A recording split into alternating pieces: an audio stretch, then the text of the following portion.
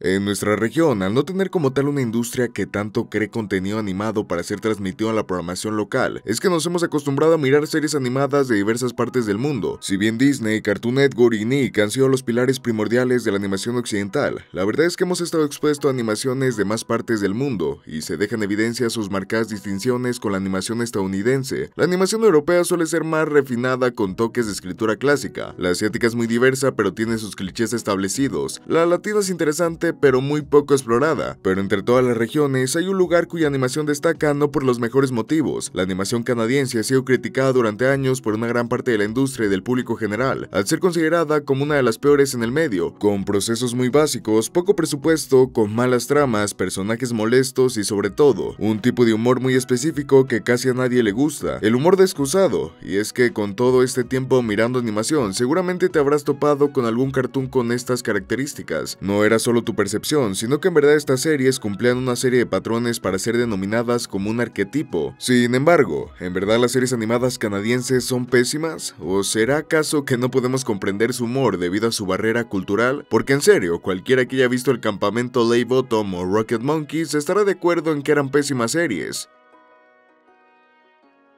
Es curioso ver cómo la industria de la animación en este país terminó por obtener esta pésima reputación de una manera tan acelerada. Si nos fijamos en los inicios, la animación canadiense no se separaba mucho de la línea que venía siguiendo Estados Unidos a comienzos de 1900. El trabajo de los primeros animadores estadounidenses inspiraron a la región del norte a lanzar propuestas en su territorio. La verdad es que les podríamos contar la historia de la animación canadiense, pero ese no es el punto de este video. Lo que queremos rescatar es que la industria estadounidense y la canadiense compartían muchas similitudes en los inicios y en su posterior evolución.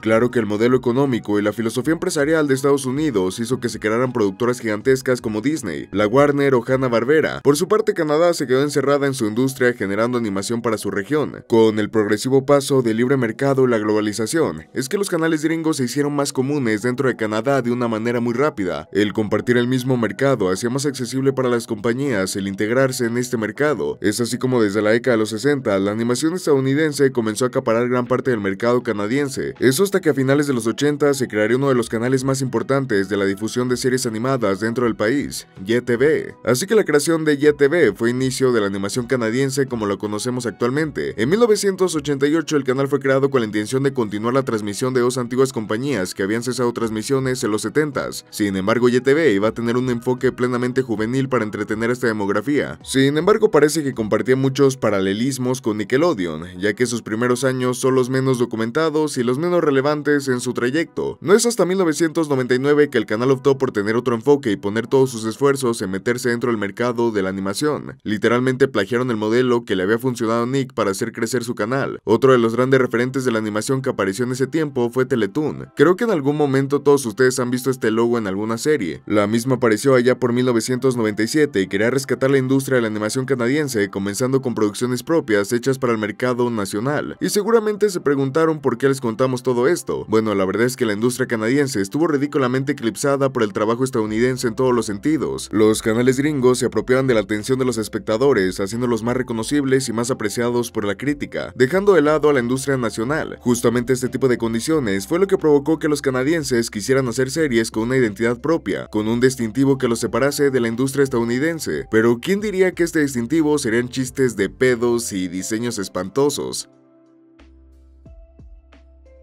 La animación hecha en Canadá ha sido tachada como barata, asquerosa y aburrida. Ejemplos de esto hay de sobra. Campamento Lake Bottom es catalogado como una copia de Gravity Falls, solo en forma, mas no en el fondo. Sin embargo, su mayor distintivo es ser una serie que abusa bastante del humor excusado, con situaciones y tramas aburridas que no llegan ni a ser meramente entretenidas, y con un apartado artístico muy peculiar. No queremos decir que sea feo, pues en parte tiene su encanto. Super Noobs también es otro ejemplo de esto, serie que tiene un equipo de chicos de secundaria como protagonistas, los cuales tienen que salvar al mundo de un virus alien. Animación básica, más chistes de pedos y tramas episódicas que no llegan a ser entretenidas. Lupeados, serie que sigue a estos dos chicos que tiene la habilidad de repetir su día. Simplemente es aburrida. Secuaces, serie de superhéroes donde un chico huérfano se convertía en el secuaz del mejor superhéroe del mundo. Más de lo mismo. Girl Band, serie que sigue las aventuras de una banda de chicos que quieren impulsar su carrera artística. He de decir que entre todas estas es la más recordada por poder formar un fandom que shippeaba a los personajes. Aparte aparte que era de las pocas series canadienses que sí tenía diseños de personajes llamativos, pero siendo sinceros, lo que es la serie como tal no llega a destacar en casi nada, y así podría seguir todo el día con este tipo de animaciones. No hace falta que mencione todas las deficiencias, pues seguramente ustedes ya las habrán notado cuando las vieron en su momento, pero no solo ustedes, todo el público notó que estas series seguían una marcada tendencia tanto en diseño como en humor, y sobre todo en historias, siendo catalogadas como series de segunda por su baja calidad, y al ver que todas estas estaban hechas por YTV y Teletoon, es que el público comenzó a crear esta tendencia de decir que la animación canadiense apestaba, pues los exponentes de este momento estaban muy por debajo de la animación americana, es decir, el público prefería ver las nuevas temporadas de Bob Esponja antes que soportar alguna de estas series, y como el internet no perdona esto, rápidamente se convirtió en un meme que desprestigiaba la industria de este país en todos los sentidos. La animación canadiense se convirtió en la burla de la comunidad de animación angloparlante, pues en la hispana apenas si hemos recibido los remanentes de todo este movimiento. Sin embargo, en inglés esto es todo un tema de discusión donde muchos aficionados de este arte discuten día con día. Para este punto es justo preguntarnos por qué estas series son así, pues no es casualidad que todas cumplan con las mismas características y provengan del mismo país. Bueno, he de decir que un impedimento para comprender del todo este asunto es el lenguaje, pues hay muchos términos y conceptos que se entienden mejor en inglés para saber por qué estas series son así. Sin embargo, hay algo que sí se logra entender en todo esto sin importar en qué lenguaje lo expliques. Seguramente se habrán topado con algún chiste que se mofa de los canadienses hecho por alguna serie gringa. Padre de familia Los Simpsons son grandes ejemplos de este tipo de sátiras, es decir, a vista de los estadounidenses, los canadienses son muy pasivos y secos en su personalidad, y esto se ve reflejado en su humor y manera de contar historias. Como alguna vez citó el escritor Dick Bush Doyle, el humor canadiense es una sátira amable, es decir, que su humor no se basa en bromas pesadas o en chistes exagerados, recursos ampliamente utilizados por la animación en todo lo que lleva de existencia, sino que es algo más moderado y tiende a ser más amigable con el público. Esto se debe a una serie de factores externos por los cuales los canadienses terminaron por adoptar este tipo de tendencias. Bueno, esto es lo que hace que las series canadienses sean tan desabridas en varios aspectos, e independientemente de qué lengua hables, si el material que estás viendo carece de sazón, de exageración o intriga, obviamente te va a terminar aburriendo, y justo el humor descusado es una manera amable de hacer comedia sin atacar a alguien más para hacer un chiste. Simplemente muchos creativos canadienses no están acostumbrados a utilizar otros recursos como el absurdo, el físico o los juegos de palabras, cosa que en muchos casos tampoco interferirían con la filosofía a la hora de crear series para los escritores.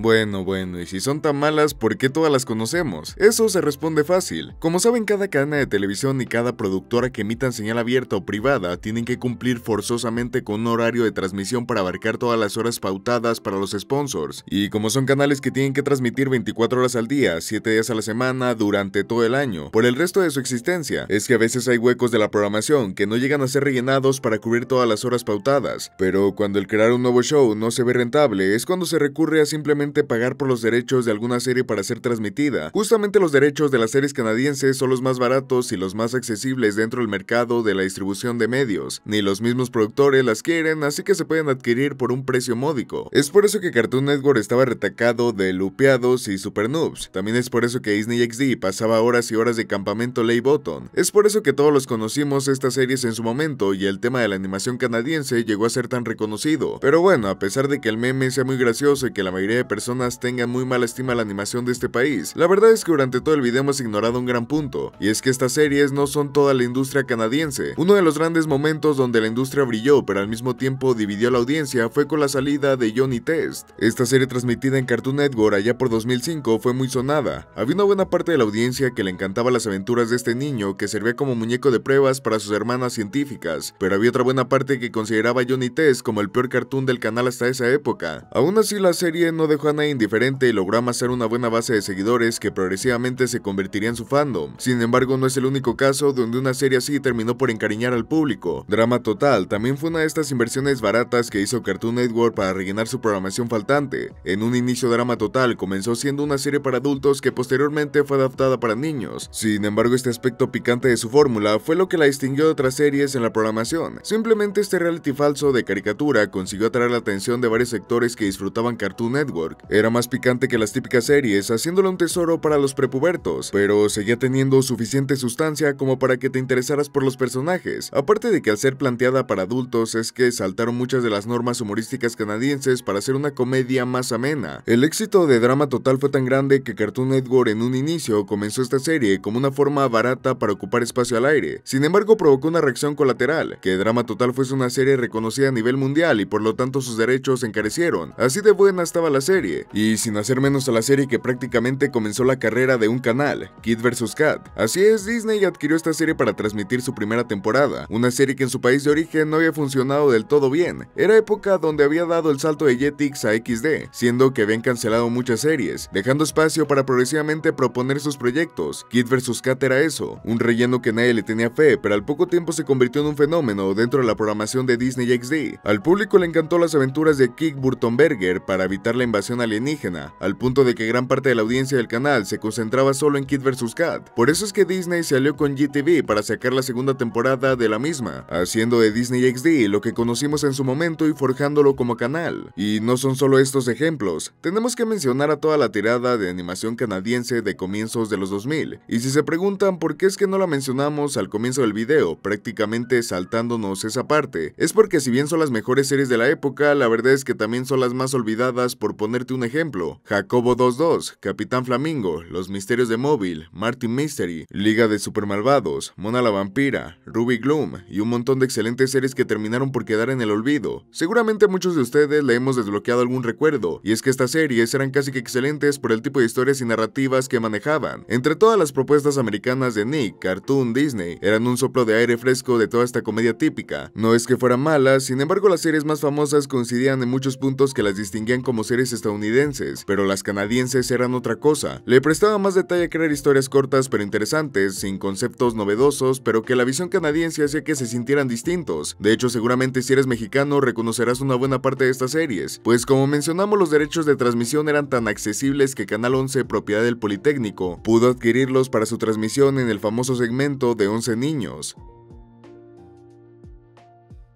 Y bueno, todo lo que mencionamos es respecto a la animación enfocada para niños. Sin embargo, esto no es toda la industria en general. La animación para adultos también juega un papel muy importante en el mercado, pero en el caso de la animación más madura es un mundo completamente diferente, y para que se hagan una idea, todas estas series son de origen canadiense: Escuela de Clones, Celebrity Deathmatch, Ugly Americans, Doomlands, Final Space, Happy Tree Friends, entre muchas otras. Pues a pesar de la pasividad con la que muchos catalogan a los canadienses, algunos escritores suelen externar otro tipo de ideas más aventuradas, y es que la animación adulta hecha en Canadá se distingue por no ser la típica sitcom de Fox. Tiene una esencia distinta más allá de simplemente hacer chistes ofensivos, explotar elementos sexuales o exagerar situaciones al por mayor. De alguna u otra forma, la comedia canadiense en el ámbito adulto funciona de una manera excelente, haciendo que esa sátira amable se convierta en una sátira agresiva sin llegar a ser desagradable. Así que, como pudieron ver, no es que la animación canadiense sea terrible, que sí que hay muchos puntos para poder argumentar esto. Sin embargo, esto no es nada más que un meme de la comunidad estadounidense que terminó por afectar a la opinión de otras partes del mundo, haciendo creer que toda esta industria era basura cuando es todo lo contrario. Es una industria llena de ideas diferentes que a veces no se terminan de comprender porque no estamos acostumbrados a su estilo de escritura, pero esto no significa que sean malos productos. Así que la próxima vez que veas el logo de YTV o Teletoon en alguna serie, no es un claro indicador de su calidad.